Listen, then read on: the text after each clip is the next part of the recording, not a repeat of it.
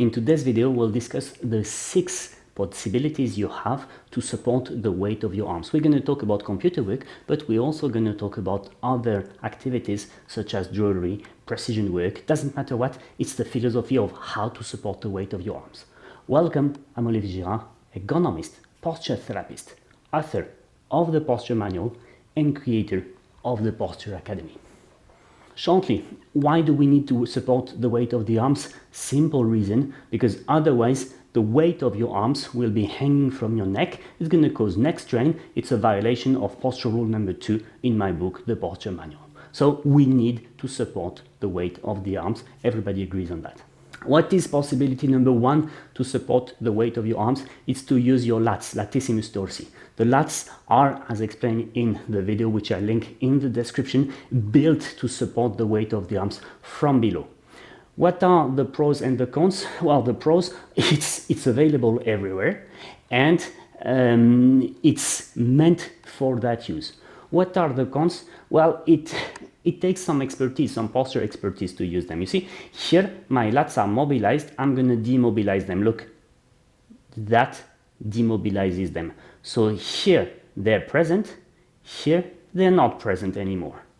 So you see, it's very subtle, and that makes it difficult to master them. Plus, they will not be able to hold your arm static for 8 hours a day.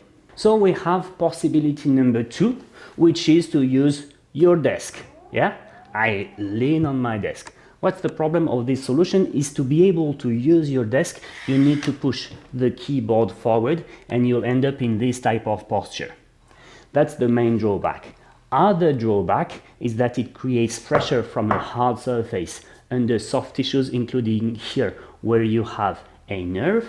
And third topic is, the height of the desk is meant to be adjusted to your keyboard, not to what you need as a support. So sometimes it's the same, sometimes it's not the same. I don't have different types of adjustments.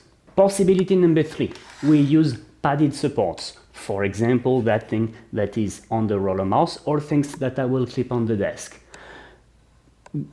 It's an improvement compared to the bare desk because this time I have a soft surface, but still there's a lack of adjustability. When did I use that? Well, I use that typically for people who had a stroke, who were not able to control the weight of, for example, their left arm anymore, and boom, I leave the left arm static on the rest. Bear in mind that as far as the desk and this solution is concerned, the more I rest on my forearm, the more I limit the mobility of the elbow and the shoulder, therefore the whole workload comes in my wrist. Yeah? So, static supports are problematic in this respect. This is why we can introduce possibility number 4, mobile supports. Typical mobile supports are the ErgoRest. The ErgoRests will be mobile in the horizontal plane, and they are adjustable in height with these small screws that you find underneath. What's good about them? Well, they're mobile, so I release the wrist. Plus, they're more adjustable than just a desk, so it's quite cool. Their price is also okay. It's not cheap, but it's also okay. Now, what is the main problem is when you have dynamic tasks, I do this, then I would need support, then I do this, then I would need support, the things will never be where you want them to be.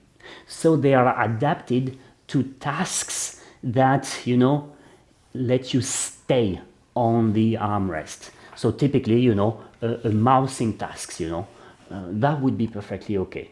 But if you need to go from here to there, here to there, here to there, the thing will never be where you expect it to be. Possibility number 5.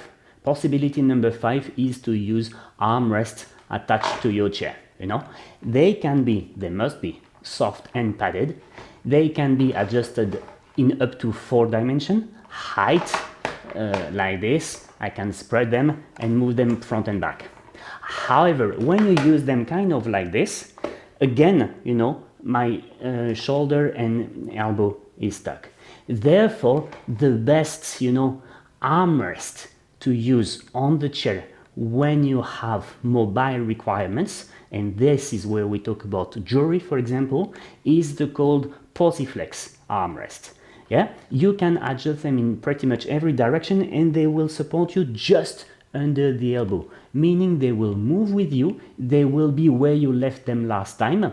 They will be soft, and this is the big drawback, they will be expensive. Final possibility, also if I need movement, is hangers. Hangers is, for example, this Perdelle Neo device, but I also have a video which I link in the description as well on how to use a suspender when you're an artist for a painting. You see, you put your hand somewhere, and the suspender will take part of the weight of your arm, so you will keep your mobility with a lightened arm. What is the good thing about it? Full mobility. What is the bad thing about it? You need to go into something. Right now, I'm implementing the Perdelle Neo into a pharmaceutical company, and in this type of environment, we have cleanliness problems, we have cross-bacterial infection problem, etc., etc. So we need to be a bit careful with things that attach to you. But plus it's a bit bulky. But apart from that, it's intellectually also a solution.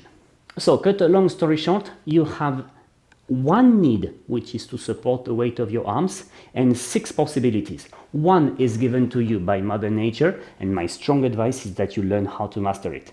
5 are technical. I showed you different possibilities, but there's a ton of models in these big families, and that will be task dependent. Bear in mind the need for mobility, the need for predictability in terms of where it is, and the need to protect sensitive areas, i.e. areas where you have tubes passing away, whether blood vessels or nerves.